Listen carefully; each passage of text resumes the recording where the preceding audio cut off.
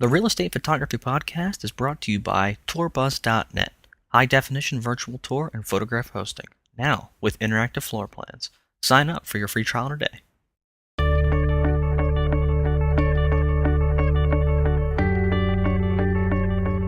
Hello and welcome to the Real Estate Photography Podcast with Mike Mariello. This is episode 126, exterior tip number 4. So here's an exterior shot, elevated. We've been through that before. Just a plain house, nothing really fancy about it, but there's something I don't like about this shot, and that is the fact that the house to the left of what we're seeing is kind of invading this house's space. It is a distracting element. I'm going to show you a technique that I do constantly, and I should say typically with townhouses and row houses, because they share the same space, is we're going to blur that out. And there's a couple of different ways of doing it, but I typically do it in Photoshop very quickly.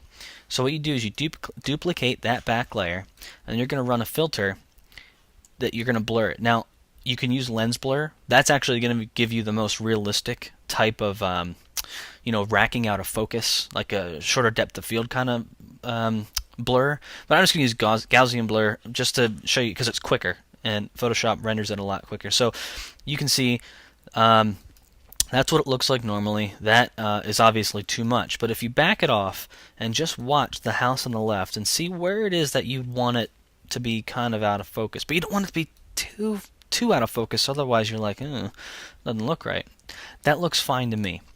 And what you do is you add another layer mask, and basically I said another layer mask because I'm constantly using layer masks when making these edits. So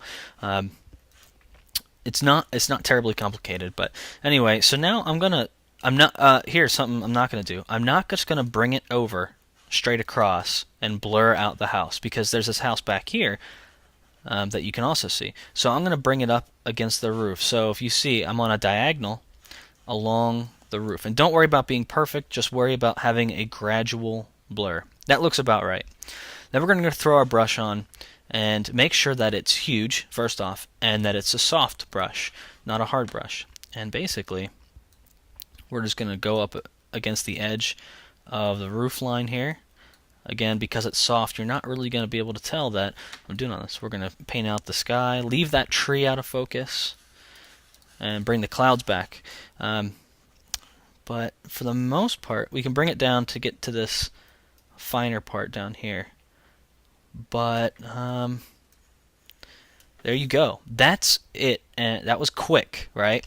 But here, and this is what our mask looks like. So all this is in focus, and all the stuff that's over there is supposedly out of focus.